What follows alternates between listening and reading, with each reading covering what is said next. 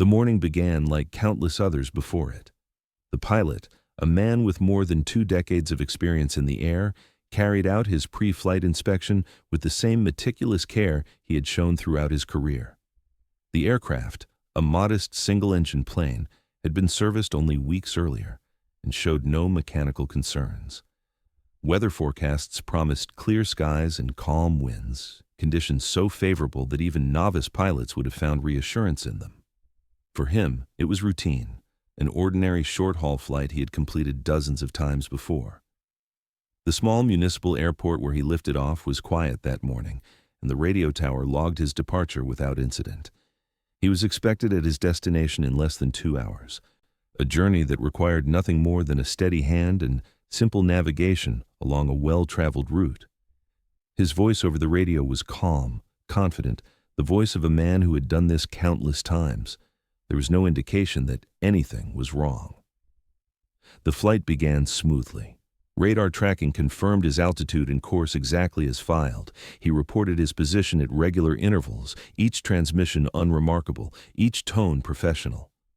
The plane climbed steadily, cruising just above the rolling landscape below, a patchwork of hills, forests, and rivers stretching toward the horizon. He was alone in the cockpit, focused, steady, and without distraction.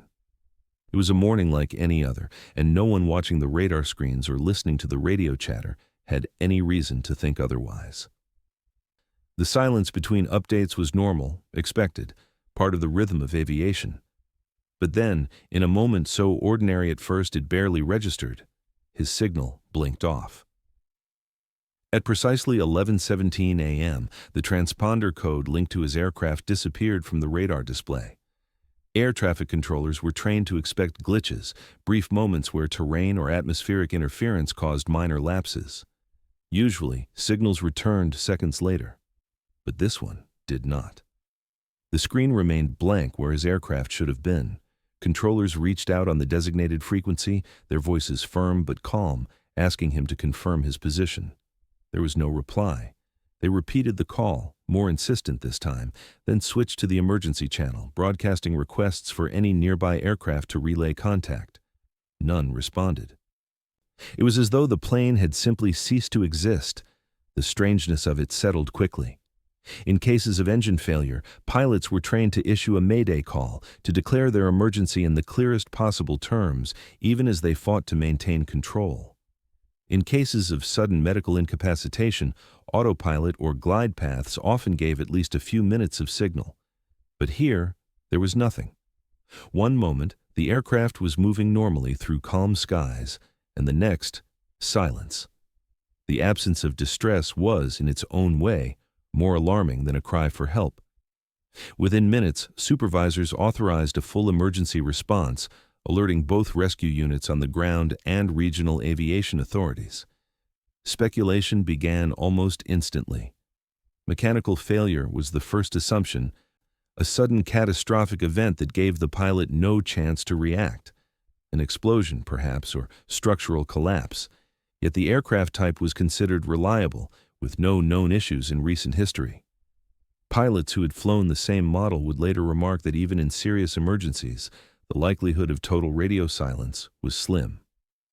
Another theory emerged: medical incapacitation. Could he have suffered a heart attack or stroke, leaving the plane to fly uncontrolled until fuel ran out? But if that were the case, the radar would have continued to register the craft until impact. Here, the plane had not just drifted. It had vanished. By afternoon, search operations were mobilized along the projected route. Helicopters scoured valleys and ridgelines, while fixed-wing aircraft circled wide patterns above the forests. On the ground, first responders prepared to sweep potential crash sites. Families were notified quietly that contact had been lost, though officials stressed that loss of signal did not always mean disaster. Hope clung to the possibility of a forced landing in some remote clearing, a radio malfunction, or even an equipment error at the tower. But every passing hour made those explanations harder to believe. The lack of wreckage in the initial sweeps deepened the unease. Even with dense wilderness, pilots knew that crash sites almost always left visible scars, burned tree lines, smoke, or broken canopy. Yet nothing was seen. Radar had not recorded altitude loss, nor had it shown deviation severe enough to suggest evasive maneuvers. It was as though the aircraft had flown into empty space. For the families waiting by phones and listening for updates, the silence became unbearable. For the controllers who had last heard his voice, there was an almost superstitious chill in realizing how quickly routine could shift into the inexplicable. By nightfall, the disappearance was no longer treated as a simple delay. It was a crisis. The seasoned pilot, who had lifted off that morning into calm skies with every expectation of returning by lunch, had gone missing without leaving a trace. Search teams prepared to resume at dawn, expanding their grid to cover broader terrain, but already whispers circulated among the crews. How could a plane simply vanish on a day like this? It was only the beginning of a mystery that would haunt investigators for years, one that no one could yet imagine would remain unsolved for nearly 2 decades. The morning after the disappearance, search crews assembled with urgency. Helicopters from nearby bases lifted into the sky at first light, tracing the pilot's filed route with precision. From above, the forest stretched endlessly, a dense carpet of green broken only by occasional ridgelines and winding rivers. Pilots leaned from open doors, scanning for the unmistakable scar of a crash, broken trees, blackened smoke, or the glint of twisted metal. But pass after pass revealed nothing. The plane seemed to have melted into the landscape. On the ground, local fire departments and volunteer rescue teams prepared to fan out across difficult terrain. They studied topographic maps, marking valleys, cliffsides, and narrow plateaus where a small aircraft might have gone down unseen. It was exhausting work, and by nightfall of the first day, there was no sign of wreckage, no distress beacon, no trace of life or death. By the end of the second day, the operation had grown into one of the most extensive searches the region had seen. Military aircraft were called in to assist, their advanced radar systems scanning for anomalies. Satellite imaging was even reviewed, hoping to catch a sudden change in the landscape. Meanwhile, dive teams were deployed to nearby lakes and reservoirs. Small planes in distress had been known to glide toward open water, but the divers surfaced again and again with nothing but silt and weeds. The water was cold, the visibility low, but if the wreck had been there, experts insisted they would have found at least a fragment. Instead, the lakes remained silent, their depths holding no answers. Frustration began to mount as the hours stretched into days. Every standard procedure was followed, every grid was flown, every lead investigated, but the absence of evidence only sharpened the mystery. Families gathered at the small municipal airport where the flight had originated, waiting for news, clinging to the hope of a survivor huddled somewhere in the wilderness. Volunteers brought food, church groups offered prayers, and the pilot's name appeared in headlines across the state. To the public, it was another aviation accident, tragic but not unprecedented. To investigators, however, the lack of wreckage was deeply troubling. Airplanes, even when they shatter, leave behind pieces, seats, insulation, baggage, fragments of wings. Something always surfaces. Here, nothing did. Officials expanded the search radius, fearing the pilot may have deviated further than expected. Each adjustment required more manpower, more fuel, and more patience from exhausted crews. Helicopters refueled and returned to the air before their rotors had even cooled. Ground teams trudged through thick brush and mud, carrying GPS units and radios, reporting every scrap of debris they encountered. Yet every charred log, every twisted piece of metal turned out to be nothing more than discarded equipment or remnants of old fires. Leads collapsed as quickly as they emerged. Search dogs were deployed, noses trained to pick up the scent of fuel or human remains, but their handlers reported no alerts. The land itself seemed to have swallowed the aircraft whole.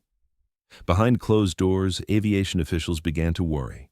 This was not just a missing pilot, it was a hole in the system. Planes were tracked, monitored, regulated, and yet here was one that had simply vanished in broad daylight. If such a thing could happen without warning, what did it mean for the safety of others flying similar routes? Investigators combed through radar archives, looking for any flicker of signal that might have been overlooked. The data showed a sudden end, not a gradual fade, as though the aircraft had been cut from existence in a single instant. Some quietly raised the possibility of an overlooked vulnerability in navigation systems or a rare failure that had gone undetected. But without wreckage, these were only theories, words meant to fill the silence. For the pilot's family, the silence was unbearable. His wife sat through briefings, listening to officials speak in careful, measured tones about extended search operations and ongoing efforts. None of it brought comfort. Their children, old enough to understand that something terrible had happened but too young to grasp its permanence, clung to the idea that their father was waiting to be rescued. Each night, the family returned home without answers, their phones kept at arm's reach, desperate for a call that never came. Days stretched into weeks, and the house began to feel like a waiting room where time had stopped.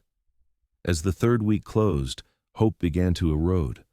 Crews were weary, funds were thinning, and the sheer scale of the wilderness made continuation almost impossible. Authorities announced that operations would soon be scaled back, shifting from active search to passive monitoring. It was a devastating blow to those who still believed he could be found alive. For the family, it felt like abandonment, a quiet admission that the world was moving on without him. They were left staring at maps littered with search grids, knowing every square had been crossed, yet none had yielded what they needed most: proof. By the time the official search was suspended, nothing had changed. No wreckage, no body, no answers. Just an open file and a community haunted by the realization that a man and his aircraft had disappeared into thin air. For aviation authorities, the lack of evidence left a scar on their confidence, a reminder that not every mystery in the skies had a solution. For the family, the absence became a prison, trapping them in endless speculation. And as the years would prove, the silence that began with the vanishing would only deepen, taking on a life of its own. In the weeks that followed the suspension of the official search, the disappearance began to slip from front-page headlines into the murkier realm of speculation. With no wreckage and no evidence, people were left to fill the silence with theories. Some were grounded in aviation logic, others drifted into rumor and conjecture. Among pilots and mechanics, the most common explanation was catastrophic failure. They spoke of structural weaknesses, of a wing spar snapping in flight, or a propeller shaft shattering without warning.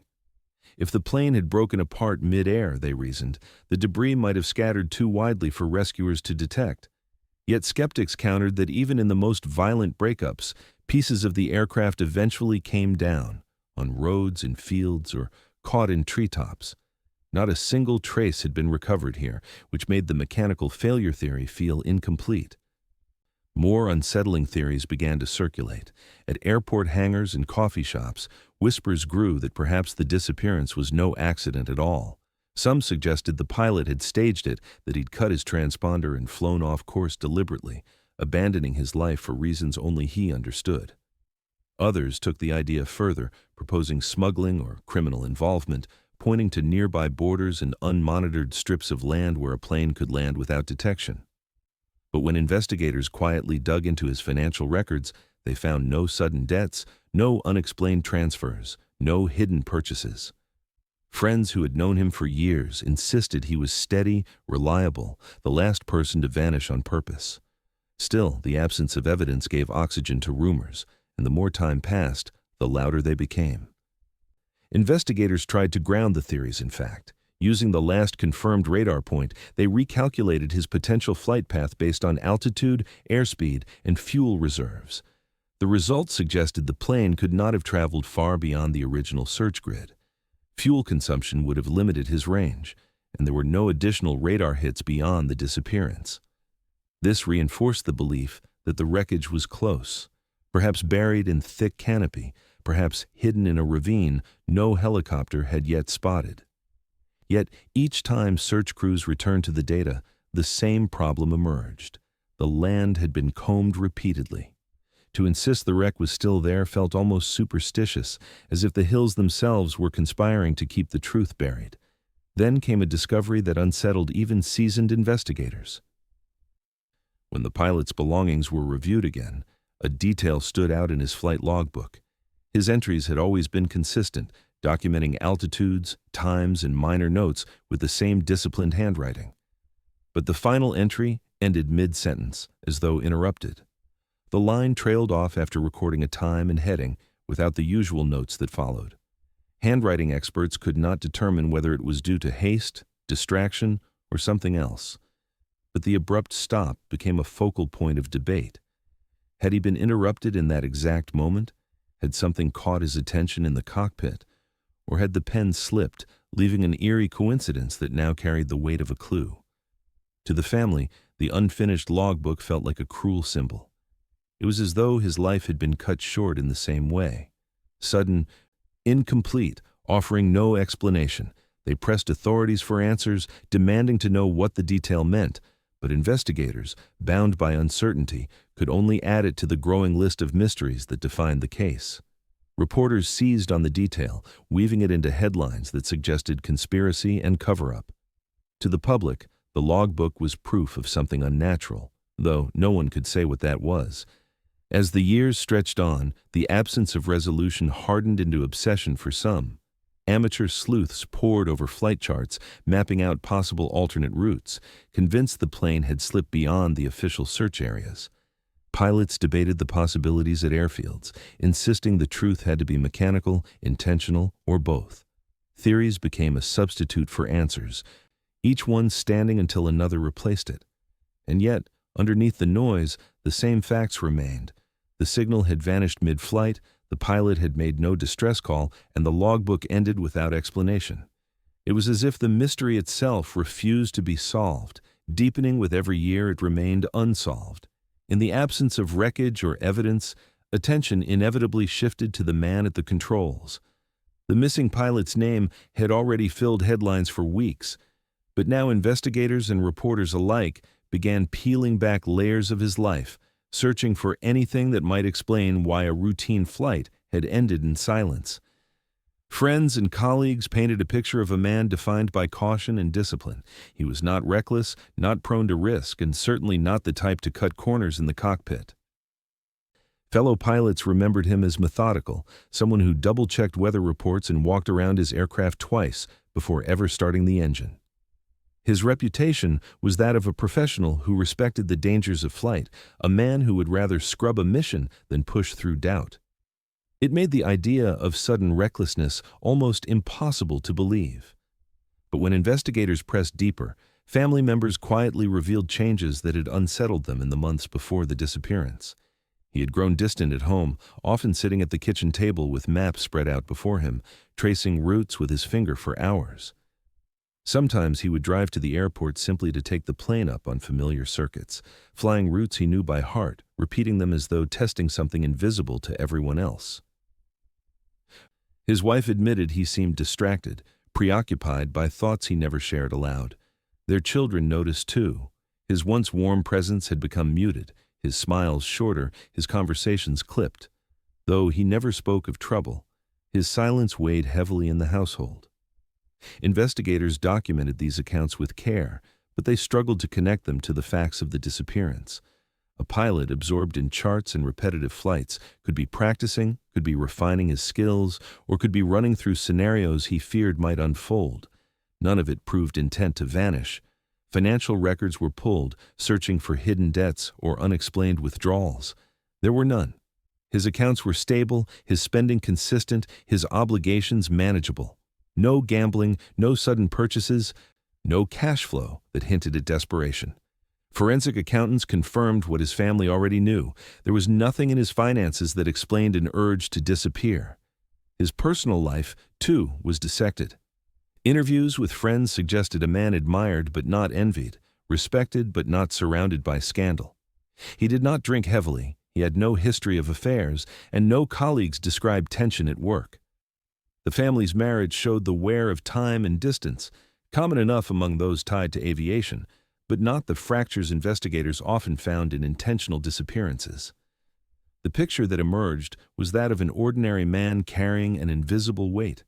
He was not spiraling outward, not leaving behind signs of collapse, but also not fully present. He was drifting in a way no one understood until it was too late. The investigative lens sharpened on his final days. Witnesses recalled him arriving at the airport the morning of the flight looking tired, though not outwardly distressed.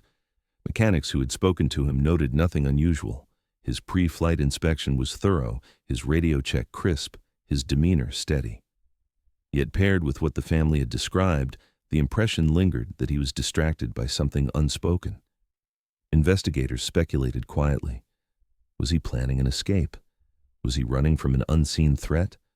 Or was it nothing more than the stress of a man aging into responsibilities that weighed heavier each year? With no evidence of a double life, the questions only deepened. Reporters seized on the mystery of his maps, publishing articles that described him as haunted by the skies. The image of him sitting alone, tracing routes again and again, fueled speculation that he had been rehearsing something, whether a deliberate disappearance or preparation for an imagined danger. Aviation psychologists weighed in, suggesting he might have been consumed by a fixation, either on safety or on escape. But without records, notes, or testimony from the man himself, the theories remained nothing more than conjecture. The family, meanwhile, bristled at the attention. To them, he was not a man planning an escape or harboring secrets. He was a husband and father whose silence had been misinterpreted in the cruel absence of answers. His wife insisted his obsession with maps was nothing new, that he had always been drawn to the precision of flight planning. Still, she could not explain why his logbook, like his final days, seemed to stop abruptly without reason.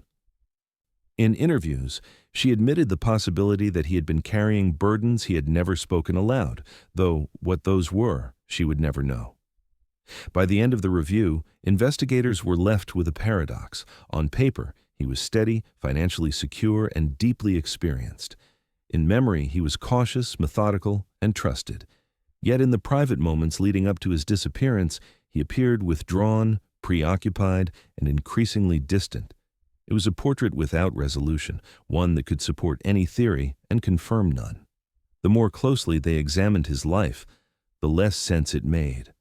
And as the months slipped into years, this tension, between the image of a grounded man and the silence he left behind, became one of the most haunting features of the case, a riddle that offered no answers but refused to be ignored.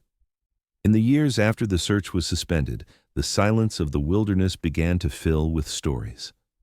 Hikers moving along the ridgelines near the pilot's last known path reported hearing strange echoes on quiet mornings, sharp metallic sounds that carried unnaturally through the trees.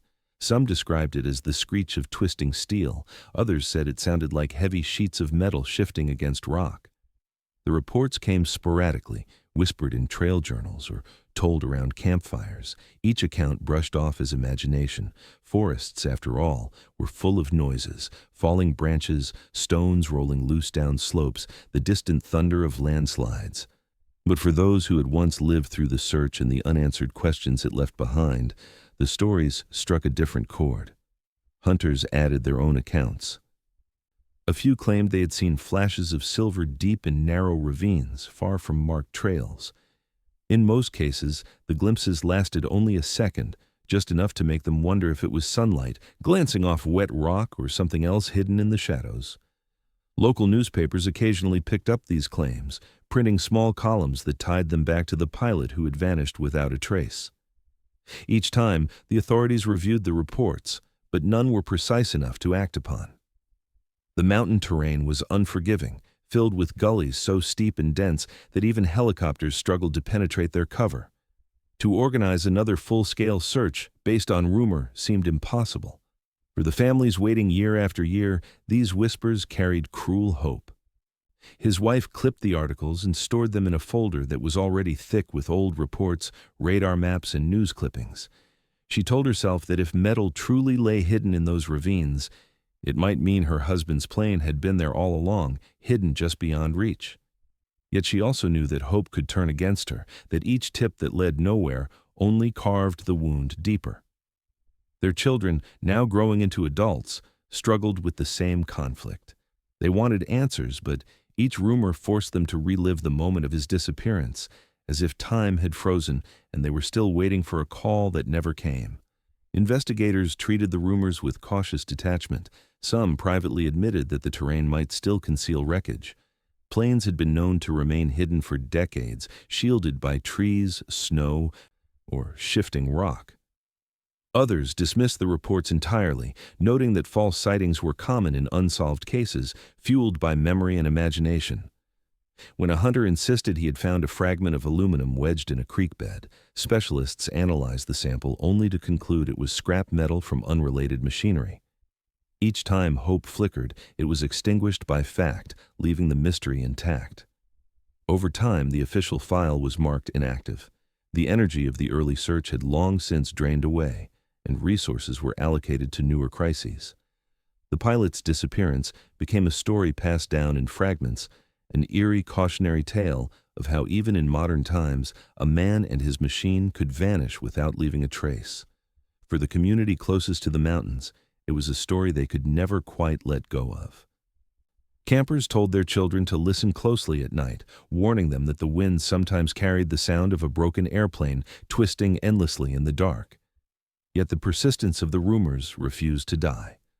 Every few years, as the anniversary of the disappearance approached, another tip would arrive. A backpacker swore she had stumbled across scorched metal while bushwhacking off-trail, only to be unable to relocate it. A fisherman claimed he had seen what looked like a wheel half buried near the bank of a remote river, but when a team hiked in to check, the site showed nothing unusual. Again and again, the cycle repeated. Hope raised, searches dispatched, nothing found. It became a haunting rhythm, a shadow that stretched across nearly a decade. For those who lived in the shadow of the mountains, the unanswered questions seeped into everyday life.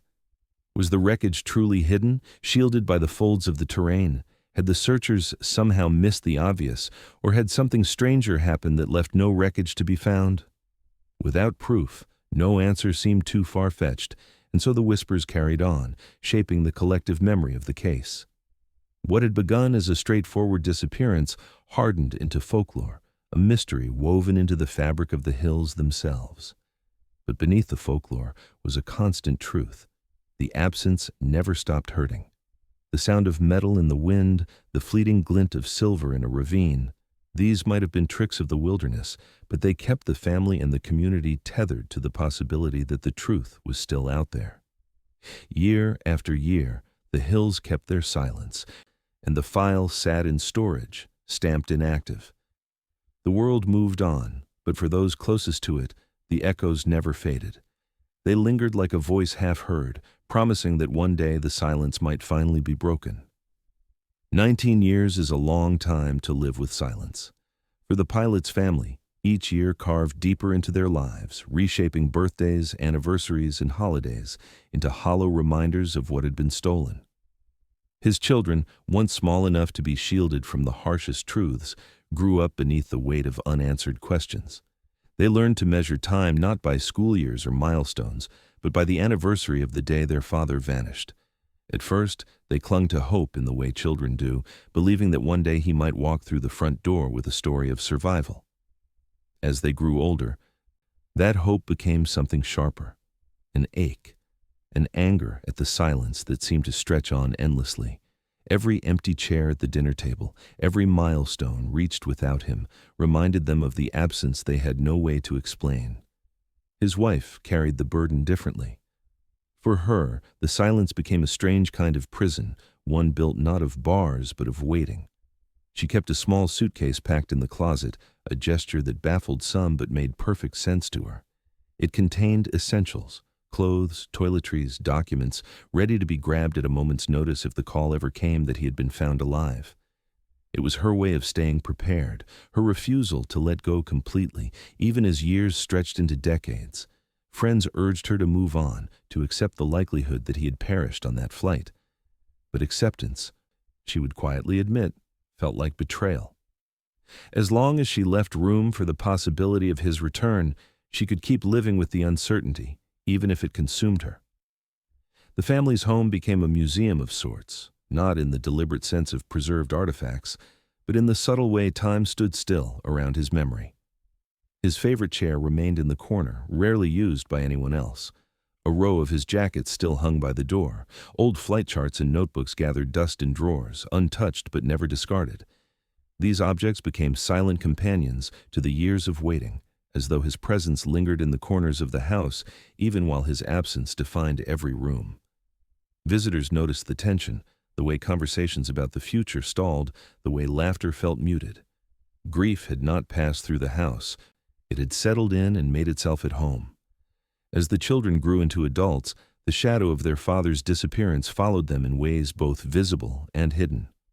They became wary of airports, uneasy around small planes, mistrustful of weather reports and assurances of safety. Relationships proved difficult. One child admitted later that they struggled to believe in permanence, convinced on some level that anyone could vanish without warning. Another turned the uncertainty into obsession, poring over the case files, retracing search maps, contacting investigators and amateur sleuths alike. Where their mother had carried hope in a suitcase, they carried it in sleepless nights and unanswered emails, unable to accept that 19 years of searching had yielded nothing. For the spouse, paranoia crept in with the years. Each phone call late at night made her heart lurch. She began to read into coincidences, static on the line, an anonymous letter, even strangers who glanced too long. The absence of answers had become fertile ground for fear, and fear had become a constant companion. She lived with the haunting duality of believing her husband was either out there somewhere, waiting to be found, or already gone, but hidden from her forever. The inability to know kept her mind in a constant state of unrest. Sleep was shallow, dreams fractured, and the mornings that followed carried the heavy toll of exhaustion. Meanwhile, the outside world moved on. The case became a footnote in aviation archives, reduced to a line in a database, pilot missing, wreckage never found. But for the family, there was no moving on. The years only added layers of distance from the man they had loved, turning him into a memory that grew harder to hold on to with clarity.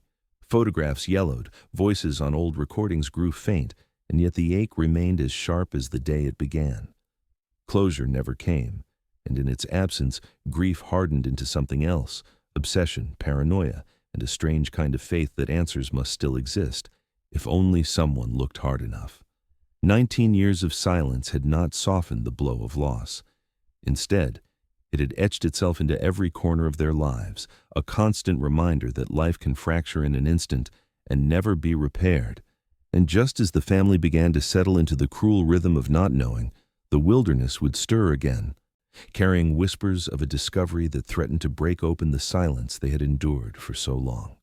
It happened on a late summer afternoon, almost 19 years to the day since the pilot's plane had first vanished. A group of hikers had strayed from the marked trail in search of a vantage point rumored to give a better view of the valley. The climb was steep, the kind of terrain few ever bothered to push through, dense with brush and jagged stone. As they scrambled along a slope choked with undergrowth, one of them stopped suddenly. Something unnatural caught the light, a dull flash of silver half hidden beneath moss and leaves. At first, they assumed it was the remains of old mining equipment, relics that were common in those hills. But as they moved closer, the shapes began to sharpen into lines that no miner's cart could explain.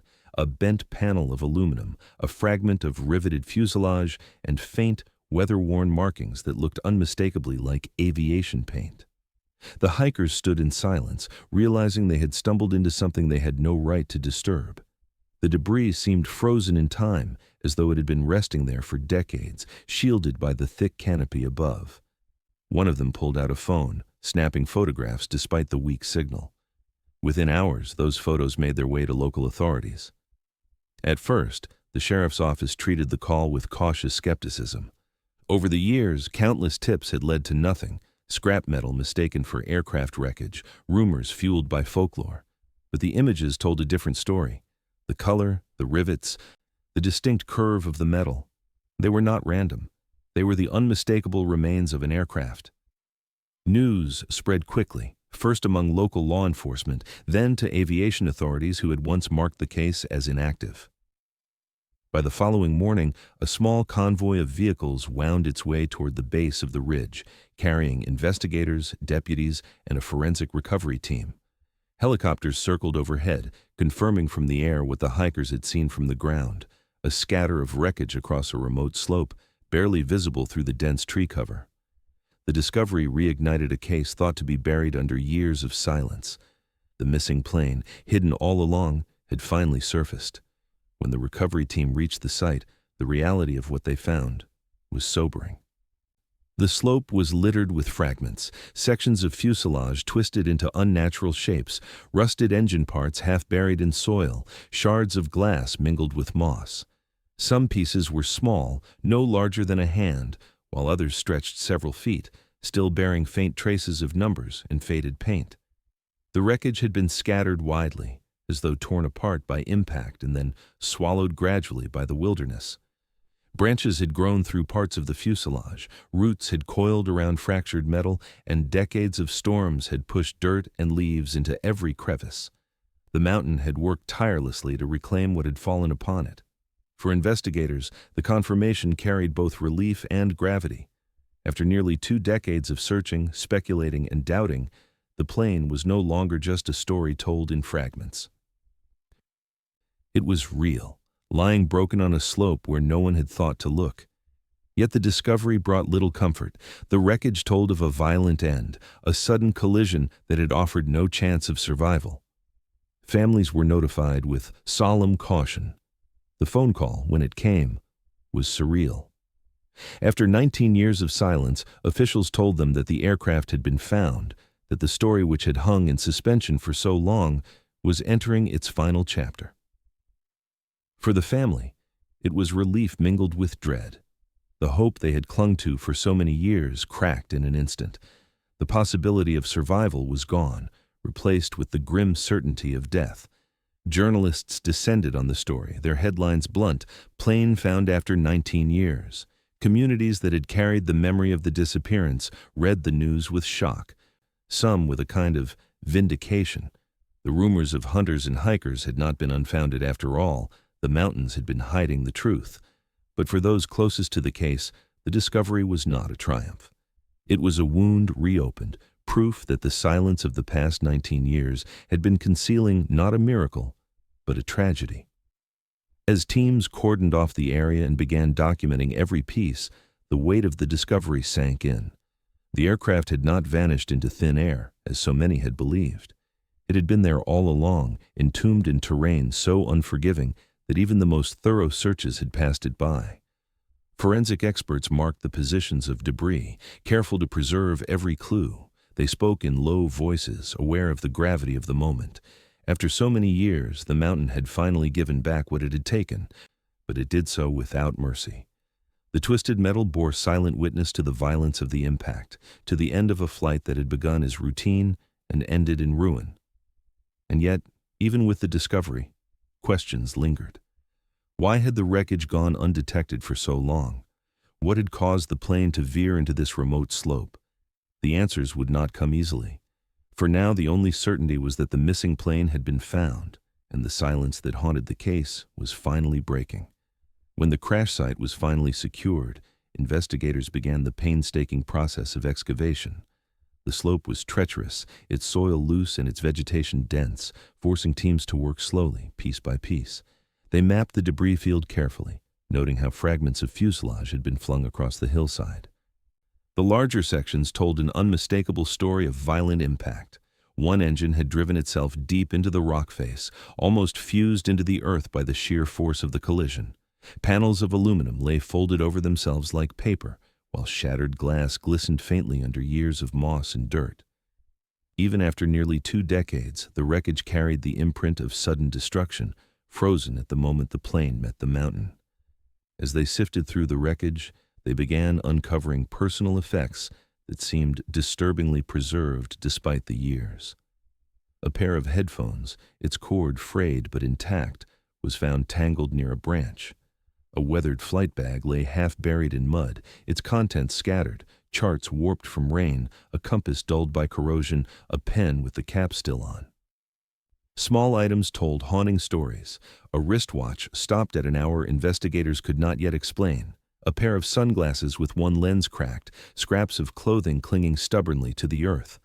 These relics gave the excavation a sense of intimacy, reminders that this was not just wreckage, but the final resting place of a man who had been loved and missed for so long.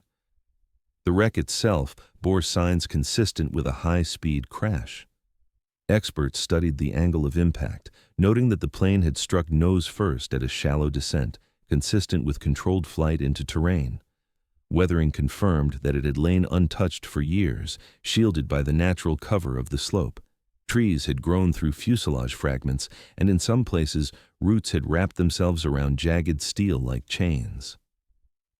Forensic geologists confirmed what locals had long suspected.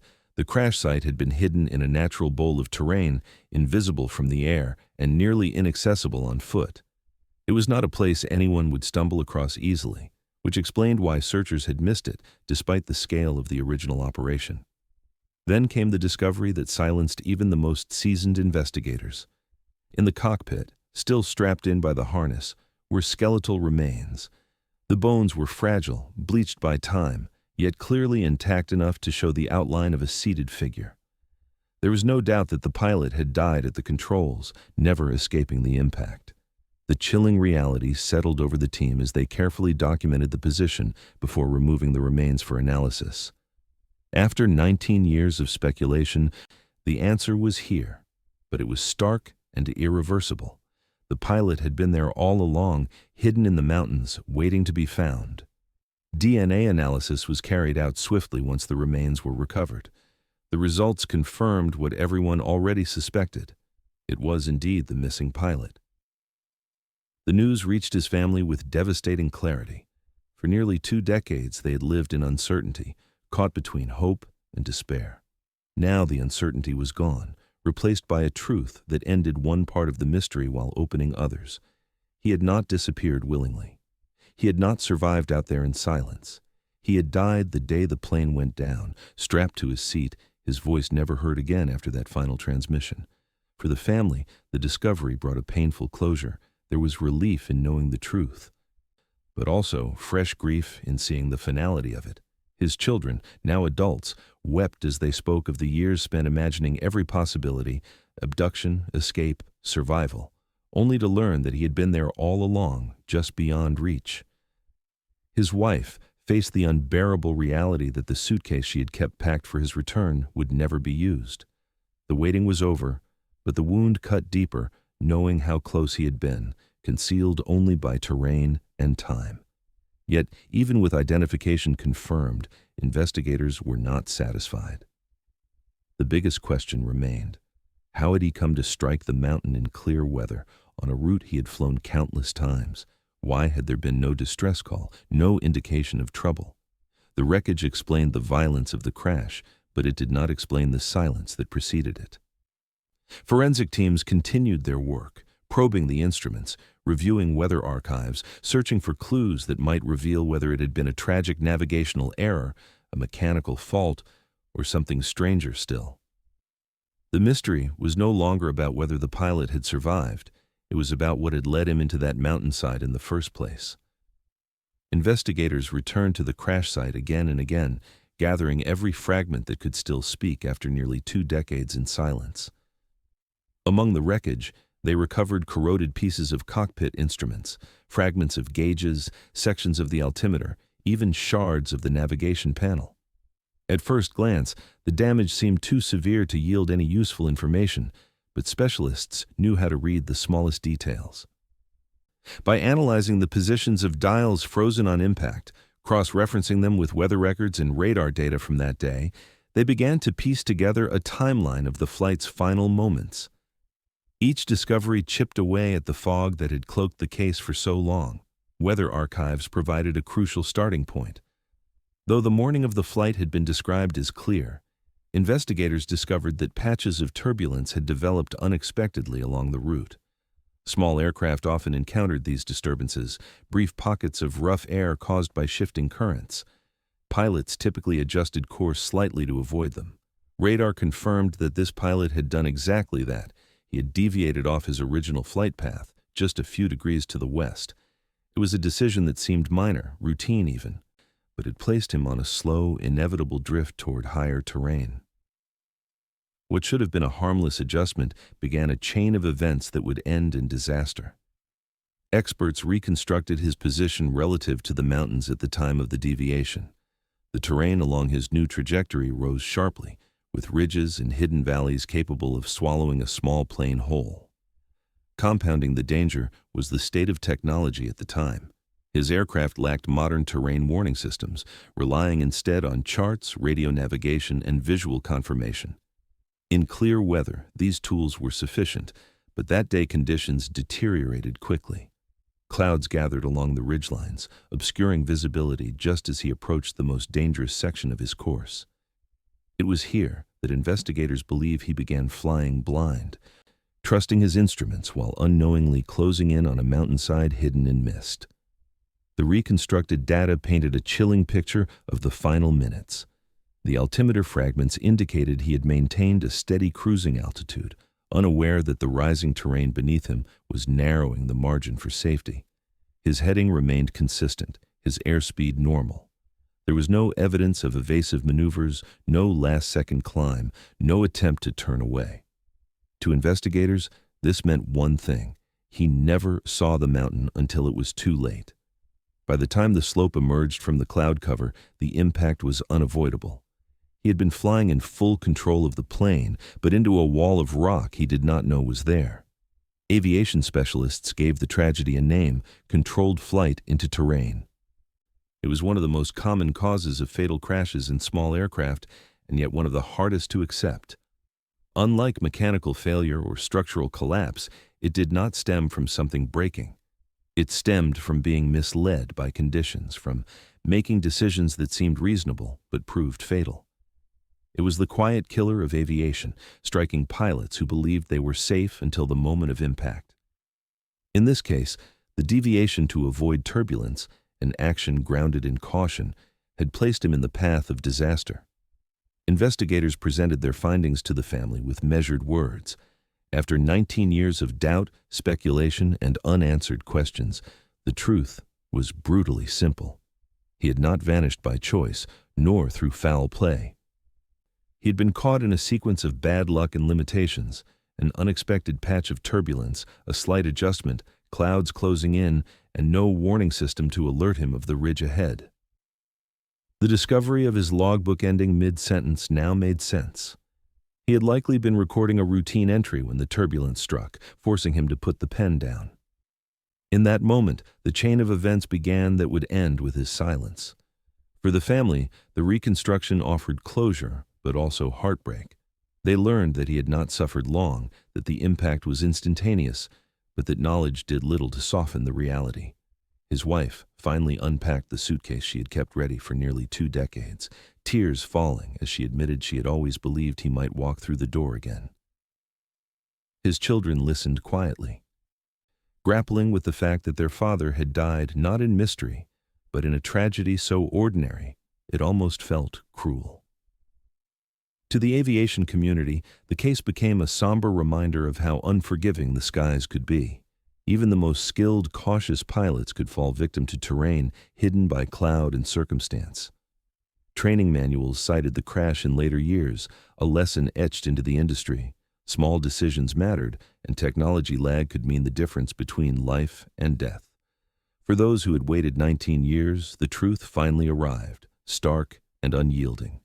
He had flown with full control, steady and skilled, but the mountain had risen in front of him faster than his eyes could see. The final investigation report stripped away the layers of rumor and speculation that had clung to the case for nearly 2 decades. The truth, laid bare in clinical detail, was both devastating and ordinary. The pilot had not staged his disappearance, had not fled his life, had not been the victim of sabotage or conspiracy. He had done exactly what he had always been known for, flying carefully, methodically, and with control. But in those final minutes, his skill was not enough to overcome the conditions stacked against him. A slight deviation to avoid turbulence, clouds closing around the ridgelines, outdated terrain warnings, and the unforgiving geography of the mountains combined to seal his fate. He had not vanished into thin air. He had flown directly into the slope of a mountain he never saw coming, dying instantly on impact. The position of the crash site explained everything that had haunted the case for so long. Hidden in a steep, remote bowl of land, the wreckage was shielded from every angle. Dense canopy overhead concealed the metallic scatter from aerial searches, while the sheer cliffs and thick brush kept ground teams from ever stumbling across it. Radar had lost him the moment the plane descended into the folds of terrain, where signals broke apart and vanished into static. What looked, at the time, like an aircraft dropping from existence was simply an artifact of geography. The mountain had covered its secret with brutal efficiency, holding it in silence until the hikers had wandered off trail and exposed what thousands of hours of searching had missed. For the family, the revelation was both a relief and a crushing blow. They had lived for 19 years trapped between hope and despair, wondering if he had chosen to leave them, if foul play had taken him, or if he was still alive somewhere, unreachable but breathing. Now the speculation ended. He had not abandoned them. He had not been hiding. He had been gone from the very first day, his body strapped into the cockpit, entombed with the wreckage as the seasons turned above him. His wife listened to the report in silence, her hand resting on the suitcase she had kept packed for his return. Later, she admitted that the hardest part was knowing she had lived 19 years preparing for a miracle that had never been possible. His children, now adults, confronted the truth with a mix of grief and clarity. The unanswered questions of their childhood, the empty chair at birthdays, the absence at graduations, were no longer mysteries.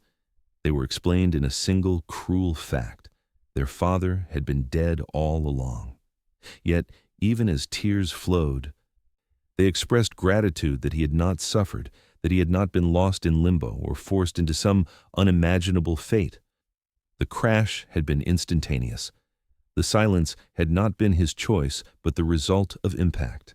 For them, the pain of knowing was immense, but the agony of not knowing was finally over. To the wider community, the resolution carried its own weight.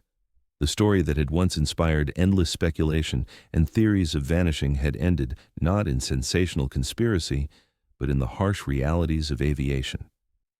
Controlled flight into terrain, one of the most common killers of experienced pilots, had claimed another victim. The irony was bitter. His caution, his experience, his decision to avoid turbulence had all contributed to the deviation that led him into danger. It was not recklessness that ended his life, but a chain of small, reasonable choices compounded by technology that lagged behind modern standards. The mountains, which had swallowed the plane so completely, became part of the story's final chapter. Locals spoke of them differently now, with a sense of eerie respect. For nearly 2 decades, they had hidden the wreckage from view, absorbing it into their folds, erasing the scars of the crash until no trace was visible from above. When the hikers stumbled upon the twisted metal, it was as though the land itself had finally decided to release its secret. The mountain had not taken him without a trace. It had simply kept him longer than anyone could have imagined. When the case was officially closed, the words on the final page of the report were blunt: controlled flight into terrain, fatal impact, cause accidental. But for those who had lived in the shadow of his disappearance, the words carried far greater weight. They meant that the years of speculation were over, that the whispers of conspiracy and abandonment could finally be put to rest. They meant that the story, which had consumed lives and eroded peace for nearly 20 years, had an ending. Not the ending anyone wanted, not one of survival or miracle, but an ending rooted in truth. The pilot's life did not conclude with mystery, but with tragedy explained. His plane had not vanished. It had been there all along, hidden just beyond sight, while his family suffered in silence. 19 years of agony ended not with revelations of conspiracy, but with the brutal truth. He had died the moment the mountain rose in front of him, his final descent ending in a collision no skill could prevent. The hills had entombed him until chance revealed the truth, and now the silence he left behind was finally broken.